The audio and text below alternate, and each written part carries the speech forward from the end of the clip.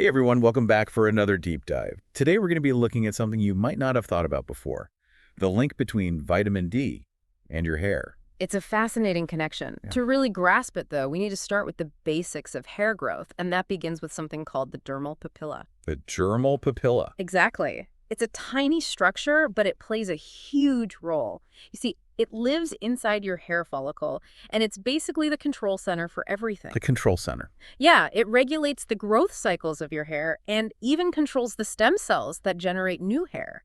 Think of it like the brain of your hair follicle. Wow, that's incredible.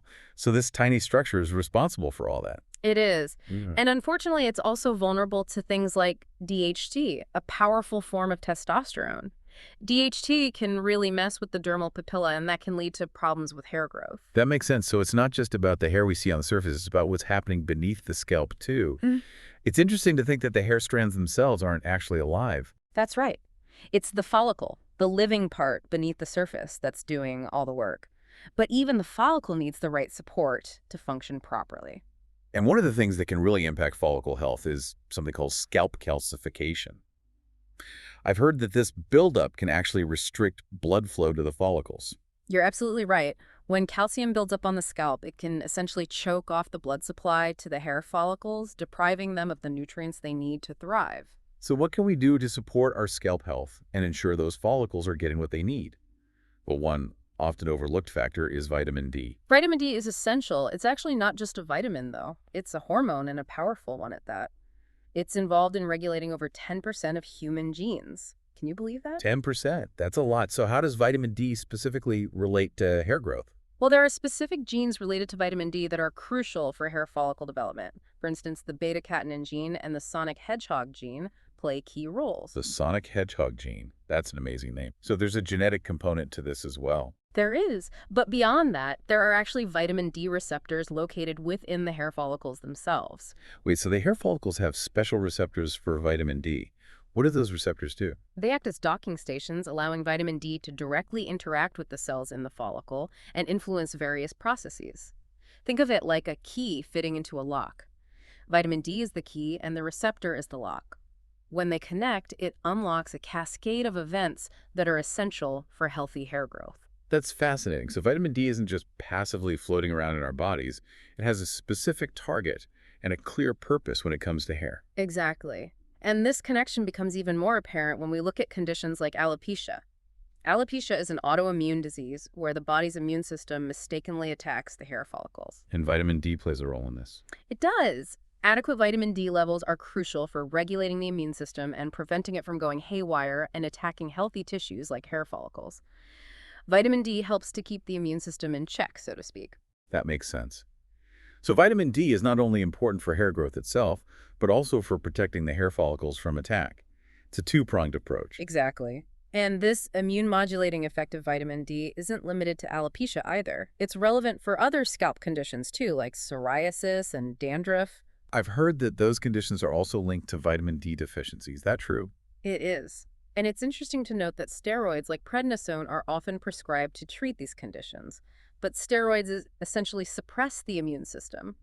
Vitamin D, on the other hand, works to modulate and balance the immune system. It's a more natural and potentially more sustainable approach. That's a really important point. Yeah. So addressing vitamin D levels could potentially help with a range of scalp issues, not just hair loss. Absolutely. And speaking of scalp health, we can't forget to mention another key player, magnesium. Magnesium. What role does magnesium play in all of this? Magnesium is a crucial mineral that helps to regulate calcium in the body. Remember we talked about scalp calcification earlier?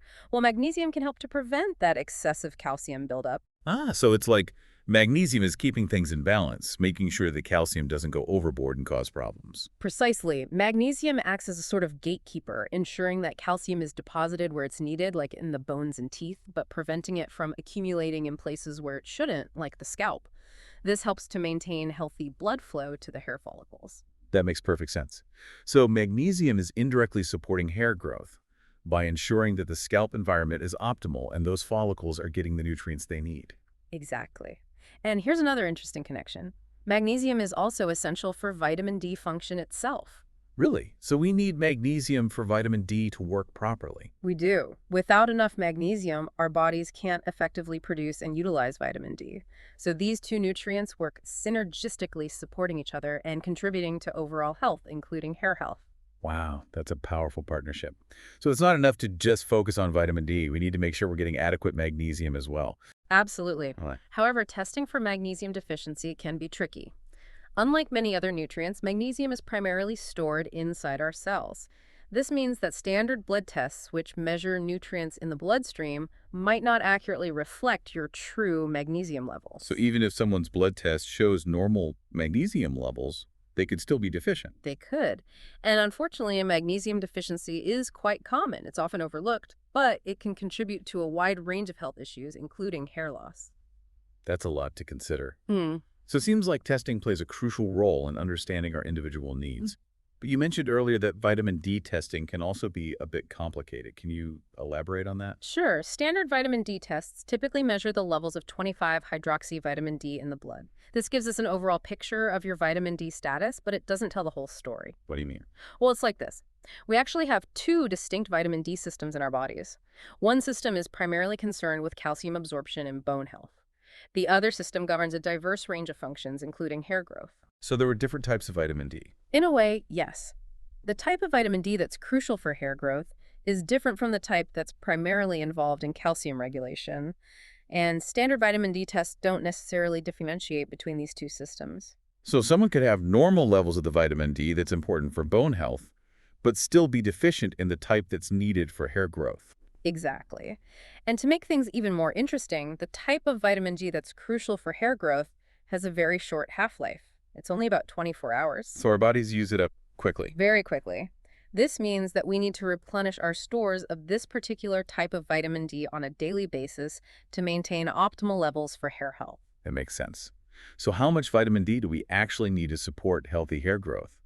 To truly reap the benefits for hair, we need to aim for blood levels that are higher than what's typically considered normal. A target range of 70 to 100 nanograms per milliliter is ideal. So that's quite a bit higher than the standard recommendations. It is. But for therapeutic purposes, particularly for hair growth, those higher levels are often necessary. So how can we achieve those levels? Well, sunlight is our best source of vitamin D. However, most people don't get enough sun exposure to meet their needs, so supplementation is often recommended. And what about dosage? How much vitamin D should we be taking? A daily intake of around 20,000 international units of vitamin D is often suggested to reach those therapeutic levels. That might sound like a lot, but it's roughly equivalent to about 40 minutes of direct summer sun exposure. That's a helpful way to put it into perspective. But vitamin D doesn't work in isolation, right? What else do we need to consider? You're absolutely right. We need to make sure we're also getting adequate amounts of certain cofactors. These are nutrients that work synergistically with vitamin D to enhance its absorption and utilization. Magnesium is one of the most important cofactors. Specifically, taking around 50 milligrams of magnesium at night can be beneficial. We've talked a lot about magnesium. Are there other important cofactors for vitamin D? There are vitamin K2 and zinc are also crucial for optimizing vitamin D function. These nutrients work together to ensure that vitamin D is being used effectively in the body.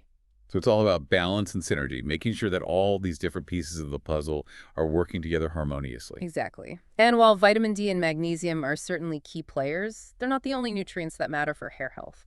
There are a few others we need to touch on as well. Okay, so let's shift gears for a moment and talk about some of these other essential nutrients. What about zinc?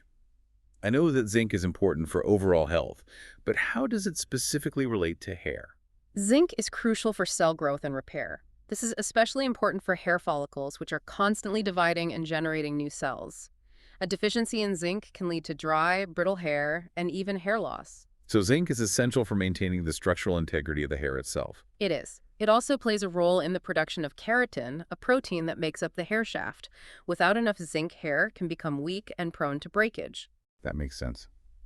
And what about iron? We often hear about iron in relation to anemia, but how does it impact hair health? Iron is essential for carrying oxygen throughout the body, including to the hair follicles. When the follicles don't receive enough oxygen, they can't function properly, and hair growth can be impaired. So iron deficiency can indirectly lead to hair loss by depriving the follicles of the oxygen they need. Exactly. And when it comes to checking your iron levels, it's recommended to aim for a ferritin level above 77. Ferritin is a protein that stores iron, and this level is a good indicator of your body's iron reserves. And is this especially important for women? It is. Women tend to have lower iron levels due to menstruation, so it's crucial for women to pay attention to their iron intake and ensure they're getting enough through their diet or supplementation.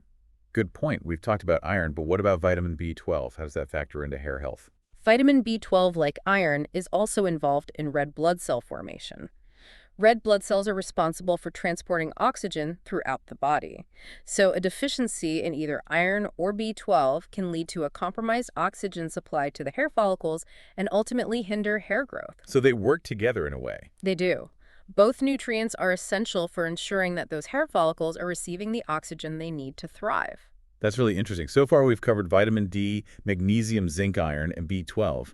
Are there any other key nutrients we need to discuss? There's one more, omega-3 fatty acids. Omega-3s. I know those are important for heart health and brain function, but how do they benefit our hair? Omega-3 fatty acids are essential for maintaining a healthy scalp and preventing dryness.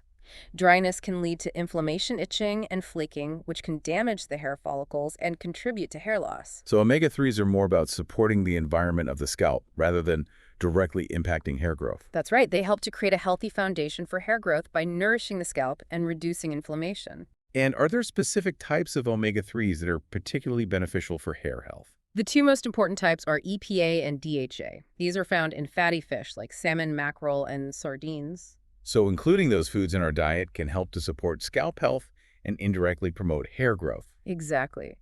And it's also worth mentioning that the type of fat we consume can impact our omega balance. While omega-6 fatty acids are also essential for health, excessive consumption of certain oils like corn oil, soybean oil, and sunflower oil can create an imbalance in our omega-3 to omega-6 ratio. And what does that imbalance lead to? This imbalance can contribute to inflammation throughout the body, including in the scalp. So it's important to be mindful of the types of fats we're consuming and to prioritize healthy fats like olive oil, avocado oil, and those found in fatty fish. That's a great point. We need to be conscious of both what we're putting into our bodies and what we're trying to avoid. So we've covered a lot of ground today, exploring the intricate connections between vitamin D, magnesium, and a host of other nutrients that are crucial for healthy hair. It's clear that maintaining optimal levels of these nutrients is paramount for supporting vibrant, strong, and healthy hair. Absolutely. It's all about creating a harmonious internal environment where the hair follicles can thrive. And remember, this is just the beginning. There's always more to learn and discover when it comes to optimizing our health and well-being. It's quite a complex system, isn't it? All these different nutrients working together to support healthy hair growth. It really is.